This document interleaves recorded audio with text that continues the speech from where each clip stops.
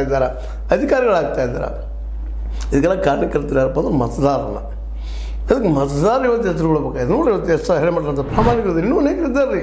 ಎಲೆ ಮರೆ ಕಾಯಿ ಜನಕ್ಕೆ ಏನೋ ಒಳ್ಳೇದು ಮಾಡಬೇಕು, ಈ ನಿಸರ್ಗಗೊಳಿಸಬೇಕು, ಅದ್ರ ಜೊತೆಗೆ ಒಳ್ಳೆ ಆಡಳಿತ ಕೊಡಬೇಕು, ಬಡವರಿಗೆಲ್ಲ ಉದ್ಯೋಗ ಸಿಗಬೇಕು, ಬಡ ಮಕ್ಕಳಿಗೆಲ್ಲ ಒಳ್ಳೆ ಎಜುಕೇಷನ್ ಸಿಗಬೇಕು, ಅವ್ರು ಎತ್ತರಕ್ಕೆ ಬೆಳಿಬೇಕು, ಎಲ್ಲರಿಗೂ ಆರೋಗ್ಯ ಸಿಗಬೇಕು ಅನ್ನೋಂಥ ನಿಜವಾದ ಕಲ್ಕಳೆ ಉಳ್ಳದು.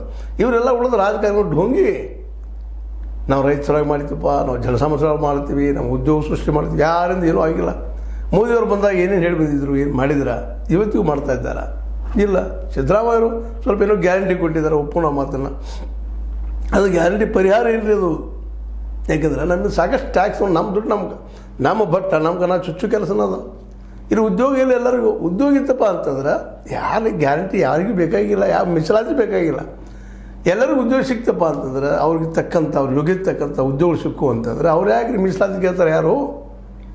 ಅದಕ್ಕೆ ಮೇಲ್ಮೆ ಹೇಳುವಂಥದ್ದು ಫ್ರೀ ಎಜುಕೇಷನ್ ಕೊಡ್ರಿ, ಫ್ರೀ ಹೆಲ್ತ್ ಕೊಡ್ರಿ ಅಂತ ಕೇಳೋ ಉದ್ದೇಶ ಏನಪ್ಪ ಅಂತಂದ್ರೆ ಇವೆಲ್ಲ ಕೊಟ್ರಂದ್ರೆ, ಎಜುಕೇಷನ್ ಕೊಟ್ರಂದ್ರೆ ಈ ನಾಡ ಈ ದೇಶ ನನಗೆ ಎದ್ದು ನಿಲ್ತದೆ, ಅಭಿವೃದ್ಧಿ ಹೊಂತದೆ. ಅದು ಎರಡು ಮಾತೇ ಇಲ್ಲ. ಯಾಕಂದ್ರೆ ಶಿಕ್ಷಣ ಮತ್ತು ಆರೋಗ್ಯ ಇವೆರಡ ನಮ್ಮನ್ನು ಎತ್ತರಕ್ಕೆ ಒಯ್ಯುವಂಥವು, ದೊಡ್ಡ ವ್ಯಕ್ತಿಯಾಗಿ ಮಾಡುವಂಥದ್ದು. ನಮ್ಮಲ್ಲಿ ಟೆಕ್ನಿಕಲಿ ಅಂದ್ರೆ ತಾಂತ್ರಿಕವಾಗಿ ಆಗಿರ್ಬೋದು, ವೈಜ್ಞಾನಿಕವಾಗಿ ಆಗಿರ್ಬೋದು, ನಮ್ಮನ್ನು ಬೆಳೆಸೋ ಅದು ಇದೇ ಆಗ್ತಾಯಿಲ್ಲ ಇವತ್ತು. ಅದಕ್ಕಾಗಿ ಇಂಥ ಮಲ್ಲಿಕಾರ್ಜುನ್ ಅಂತವರು ಗಣಿಕಾಜಿ ತೊಗೊಂಡು ಅವ್ರನ್ನ ಡಂಪ್ ಮಾಡಿ ಮಾರೆ ಅಕ್ರಮ ದುಡ್ಡು ಹೊಡ್ಕೊಂಡು ಆ್ಯಕ್ಚುಲಿ ಇದು ವಸೂಲಿ ಮಾಡ್ಕೋಬೇಕಾಗಿದೆ ಮೊದಲಿಗೆ. ಎಷ್ಟೋ ಜನ ಹಿಂದೆ ಬಂದಂಥ ಎಲ್ಲ ಈ ಕಾಂಟ್ರಾಕ್ಟ್ದಾರರು ಹೊಡ್ಕೊಂಡು ಹೋಗಿಬಿಟ್ಟಿದ್ದಾರೆ. ಕಾಡು ಖುಲ್ಲಾಗ್ಯದ.